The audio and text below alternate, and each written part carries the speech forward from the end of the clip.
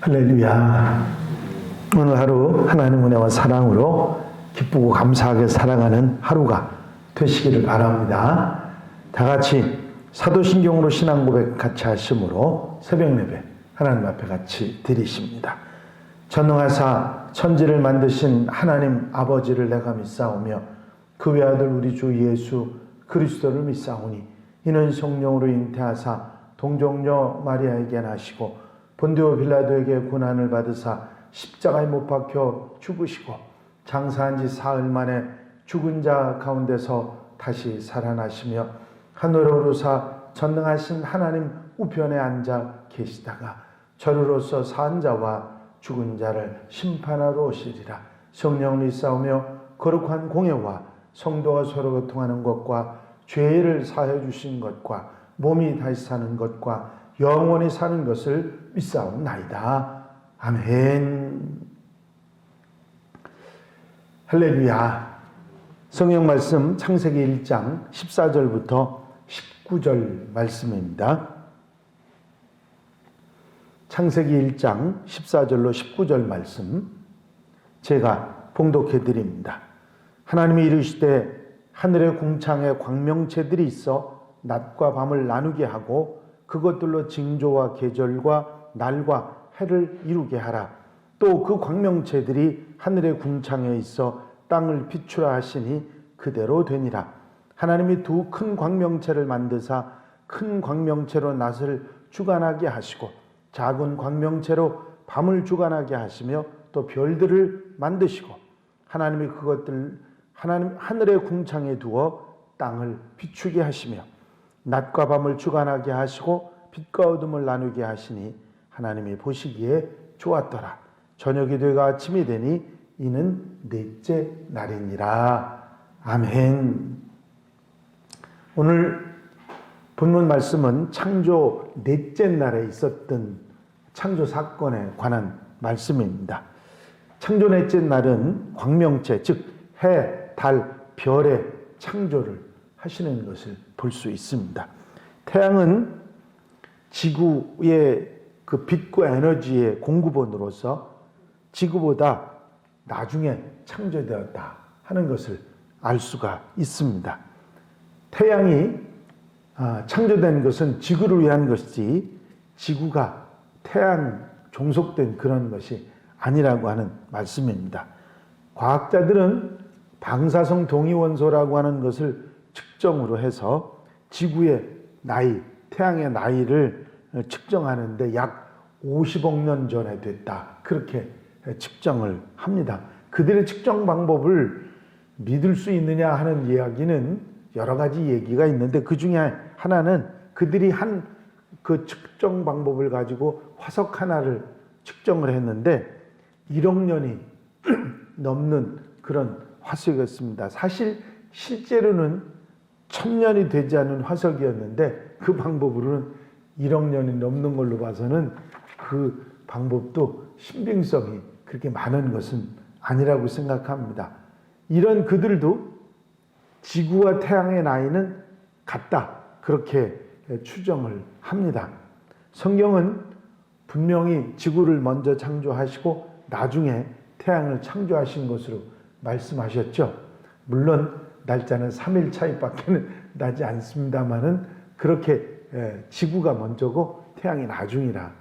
사실 그 분명하게 이런 말씀들이 성경에 있는 기록들은요, 우리에게 굉장히 여러 가지 의미를 주는데 그 중에 가장 중요한 의미가 뭐냐면 사람들이 미신을 섬기는 사람들이 태양을 섬기는 그런 사람들이 꽤 있었습니다.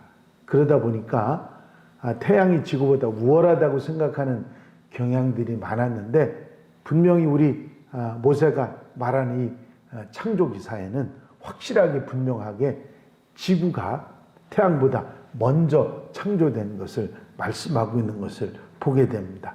본문에서 나오는 이 광명은 3절에서 나오는 빛과 어둠을 나누신 빛과는 다른 말씀입니다. 그 여기서 광명이라고 하는 말은 히브리어 마우르라고 하는 말인데, 이 빛이라고 하는 뜻의 오르라는 단어하고 무엇으로부터라고 하는 뜻의 전치사 민이 결합돼서 이 마오르라고 하는 단어는 직역하면 빛으로부터 온 것이라 그런 의미를 가지고 있습니다. 즉 3절에 나오는 원초적인 빛으로부터 온 2차적인 빛으로 광명, 이 해와 달과 별을 말씀하고 있다는 것이죠. 원래의 빛, 3절에 나오는 빛은 온 우주를 위한 것이지만 이 본문에 나오는 해, 달, 별은 지구를 위한 고정적인 빛의 공급원으로 말씀하고 있는 것이죠. 3절의 빛은 전 우주의 빛과 어둠을 나누었지만 이 광명, 해, 달, 별은 지구의 밤과 낮을 나누는 역할을 한 것이라 하는 말씀입니다. 하나님이 이르시되 하늘에 궁창에 광명체들이 있어 낮과 밤을 나누게 하시고 그것들로 징조와 계절과 날과 해를 이루게 하라 하는 말씀이 나옵니다. 여기서 징조를 이루게 하라는데, 징조는 뭐냐면 오토토라고 하는 말인데요. 색이다, 표시하다. 그 우트라고 하는 말에서 파생된 말인데, 계절과 일자를 연한을 구분할 수 있도록 해주는 표시, 징조, 현상들을 얘기합니다. 예를 들면 그 봄이 오면 그 징조가 나타나죠. 날씨가 따뜻하다든지 그 계절을 나타내는, 하루를 나타내는 징조, 빛이 나타나고 보여지는, 이게 다 징조들인 것입니다. 또 이 계절은 정하다라고 하는 말에 야드라고 하는 말에서 파생된 것으로 일정하게 반복되는 사계절, 해와 달의 주기에 따라서 달라지는 그런 계절을 말하고요.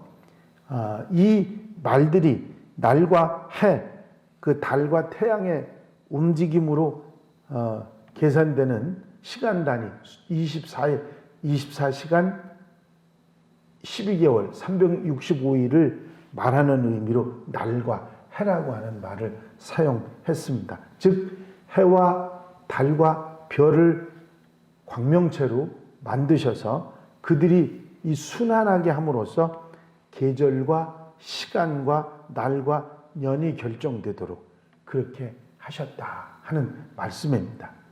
결국은 지구를 주변을 도는 해와 달과 별에 의해서 사계절이 결정되고 이 하루가 결정되고, 그렇지 않습니까? 태양이 뜨고 짐으로 인해서 하루가 결정되고, 이런 내용들이 다 이 광명체로 인해서 이루어진다 하는 말씀을 하신 것입니다. 또 그 광명체들이 하늘의 궁창에 있어 땅을 비추라 하시니 그대로 되니라. 궁창에 있는 두 광명체의 1차적인 기능은 지구를 밝혀주는 조명의 역할입니다. 해는 낮을 비춰주고 달은 밤을 비춰주는 그런 역할을 하는 것이죠. 여기서 해, 달과 지구에 관한 관계는 지구를 위한 종속적인 관계로 해와 달이 설명되고 있습니다. 성경을 기록한 사람은 지구를 중심으로 기록했기 때문에 해나 달이나 별을 지구 중심으로 표현하게 됐지 어떤 그 광명체들을 중심으로 표현하고 있지 않습니다. 실제로 별들 중에는 달보다 더 큰 것도 있습니다만은 이는 지구에서 보이는, 지구가 중심이 되기 때문에 작게 보이는 별을 그렇게 큰 광명으로 이야기하지 않고 해와 달과 별로 그렇게 표현하고 있는 것입니다. 이 내용 속에서 좀 주의해서 보아야 할 것이 있는데, 이 주관하게 하셨다 하는 말이 있습니다.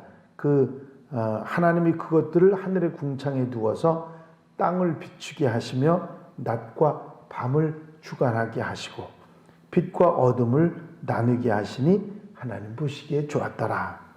여기서 이 주관하게 하셨다는 말은 비인격체의 실체인 광명체 해와 달을 통치권을 이렇게 주셨다 그런 의미가 아니라 그 역할을 밤과 낮으로 일할 수 있도록 역할을 할 수 있도록 그렇게 하셨다는 의미로 우리가 받아들이면 되겠습니다.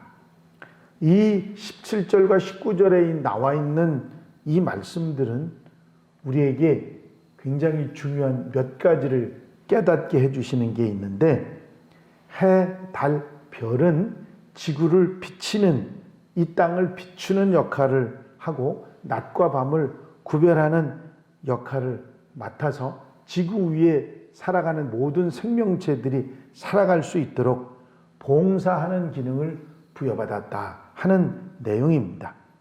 그런데 그럼에도 불구하고, 성경에 이런 선언이 있음에도 불구하고 수많은 사람들이 고대에서는 해와 달과 별을 신으로 섬기는 일들이 있었습니다.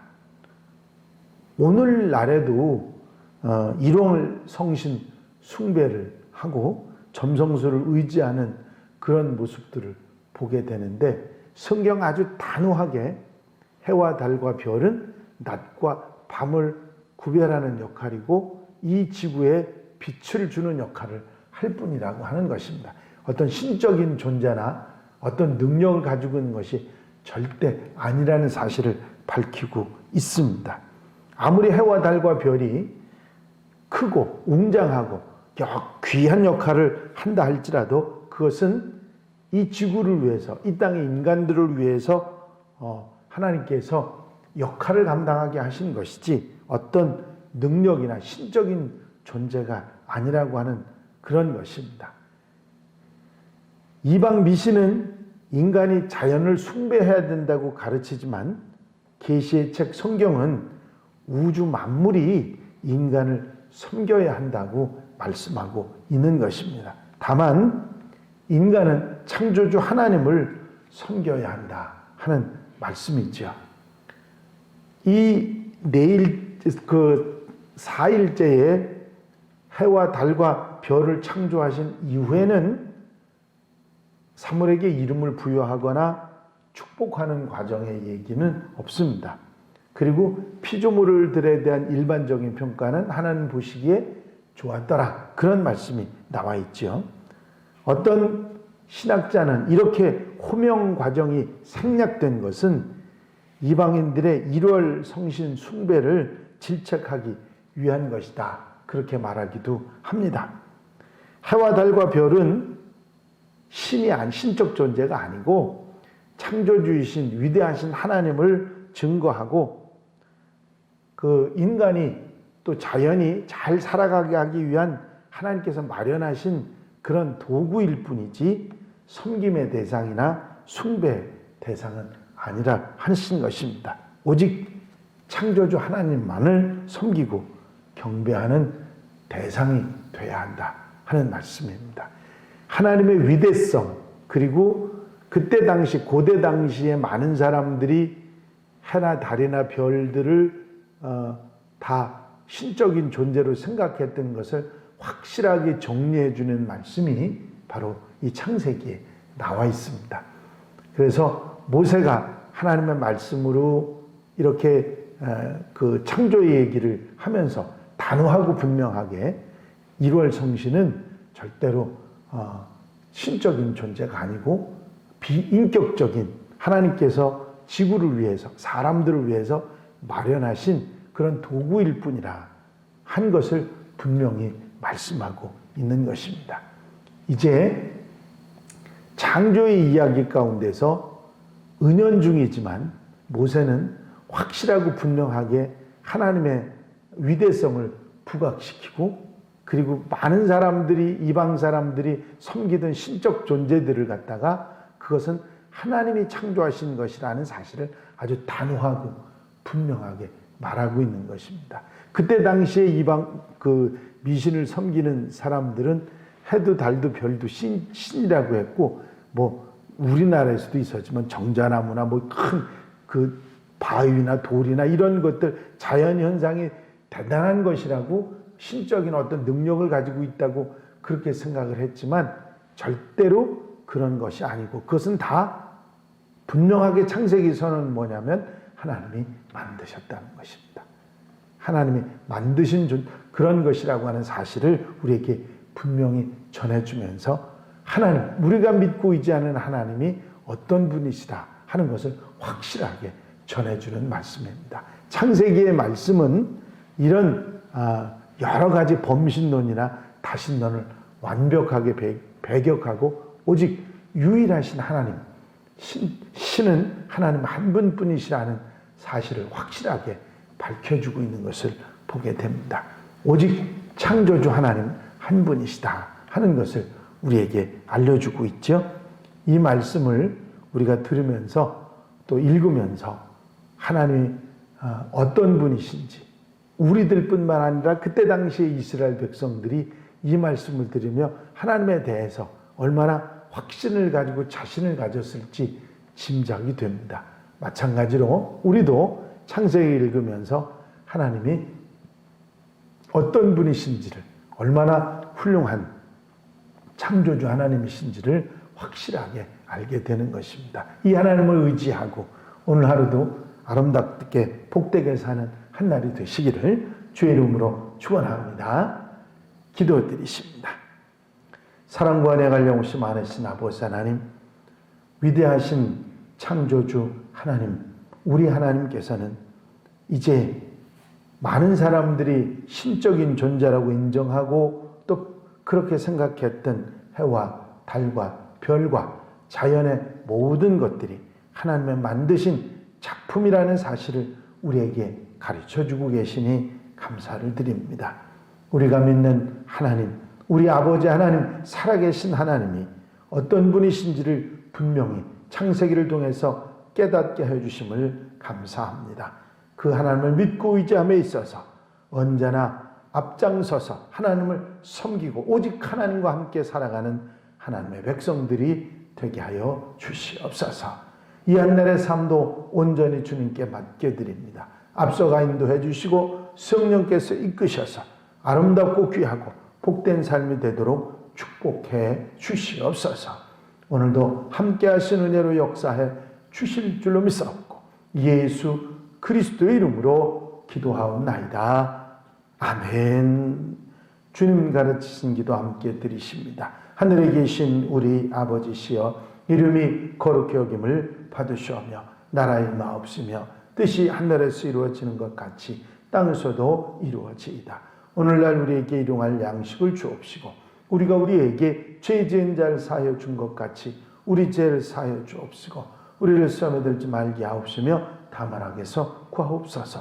나라와 권세와 영광이 아버지께 영원히 쌓옵나이다.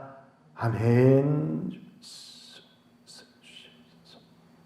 이 시간 기도하실 때에 교회 부흥과 발전을 위해서 공동기도 제목들을 위해서 중보기도할 분들을 위해서 기도하시고 자유롭게 기도하시기 바랍니다.